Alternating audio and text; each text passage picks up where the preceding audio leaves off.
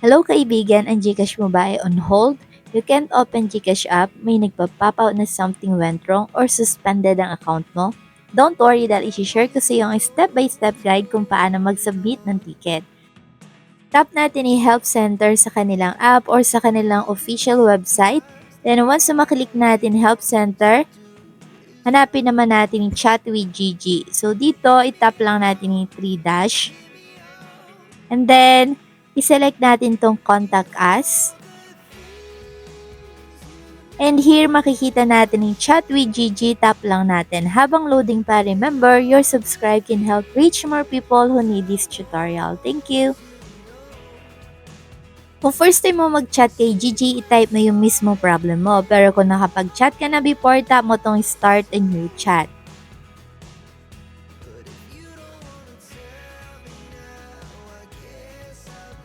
Then, hintayin lang natin matapos yung computerized na sagot ni Gigi dito. And magta-type na din tayo ng ating pinaka-problem dito sa message box. In my case, on hold yung account ko, kaya ang itatype ko dito, account on hold. And magbibigay si Gigi dito ng mga suggestions, problems, and pipiliin lang natin yung problem na na-encounter natin. In my case nga, my account is on hold. So, ito yung isi-select ko. Now, hintayin lang natin reply ni Gigi and here mababasa natin, please access the form to share your information. Tap natin yung show form. And here, ito yung kailangan natin ibigay na details. Maglalagay tayo dito ng ating registered name sa ating account and yung ating registered mobile number at saka syempre yung email na nakalagay dun sa ating account. And i-tap na natin yung send. Please, dapat accurate po yung information na binibigay natin para mabuksan ulit natin yung ating account. And hintayin lang natin. And here, mababasa nyo dito, the details you provided do not match what we have on file. Can we try again? Pwede naman kayo mag-try again, pero ako, tinap ko na yung ask something else. Pero kung na-solve na yung problem nyo, okay na yan. Pwede na kayong wag mag-proceed. Pero ayan, kailangan natin mag-proceed dahil hindi pa na-solve yung problem ko. So dito, ita-type ko na yung submit a ticket. And ayan, if you want an agent to attend to your concern, you may submit a ticket by clicking and filing out this ticket form. So tap ulit natin yung submit a ticket. So dito, meron silang form na ibibigay. Another form to. Wait lang natin kung ano yung mga kailangan natin i-submit. So, sa pagsasubmit ng ticket, ito yung mga information na kailangan natin i-provide. Yung ating email address, yung registered full name natin sa ating account, and yung ating mobile number. So, select the country kung nasaan kayo. So, meron ditong arrow, pipiliin nyo lang. So, ako, Philippines. So, hindi ko na babaguhin yan. And please, ensure accurate information yung mga ilalagay mo.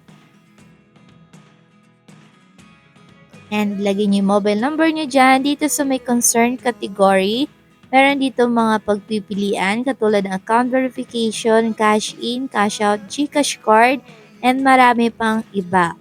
Pero piliin nyo po yung pinakamakakapag-describe sa inyong concern. So ako, I can't log into my Gcash app dahil on hold nga yung aking account. Select which statement is most relevant to your case. So pipili ka lang dito ng pinakamakakapag-describe pa rin sa ating problem.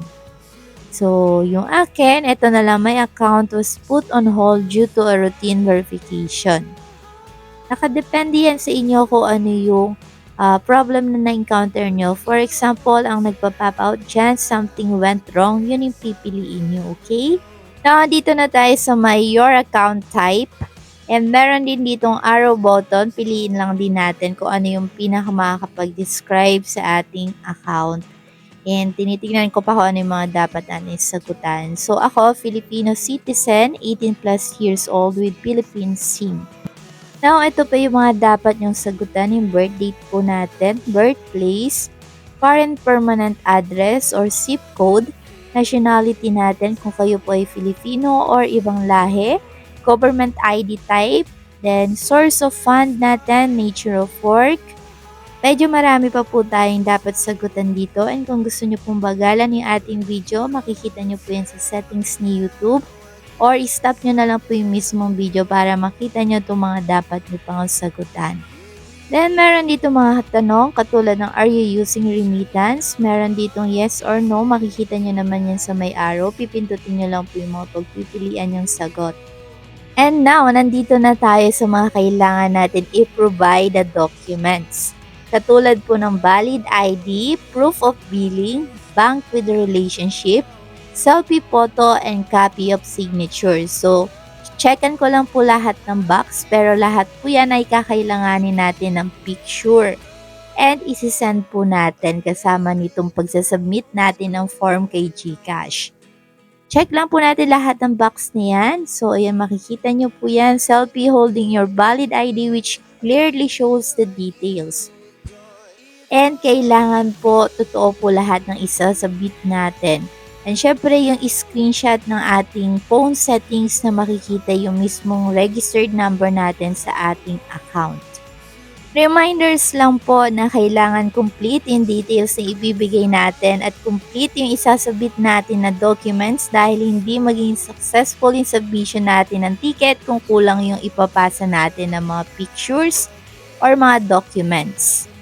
Now, nandito na tayo sa may box kung saan mag-a-add pa tayo ng other information about sa ating concern. So, pwede nyo na din i-copy yung akin kung pareho lang din tayo ng problema about sa on hold yung account nyo. So, dito nilagay ko maikli lamang yung paliwanag ko or yung additional information ko. Now, kapag nakapaglagay na kayo dito, ang isusunod naman natin is mag-upload na tayo ng mga files or documents na kasama natin isasubmit dito sa ating form. Tulad po ng sabi ko, kailangan kompleto po yung isasubmit natin para maging successful yung ating submission. Alright, so hihintayin lang po natin na ma-finish yung ating pag-upload ng ating documents. Then, pwede na natin i-tap yung submit. Avoid submitting multiple tickets for the same issue, okay? Kapag nakapag-submit na kayo, okay na yan. Maghintay na lang tayo ng response ni GCash sa ating email. And kadalasan, 24 to 48 hours, makakapagbigay na sila ng tugon and hintayin lang natin, monitor na lang natin. Alright, kung nakatulong sa iyo ang video na to, maaasahan mo na marami ka pang tutorials na kakailanganin. Kaya huwag mong kalimutan mag-subscribe. See you around, kaibigan.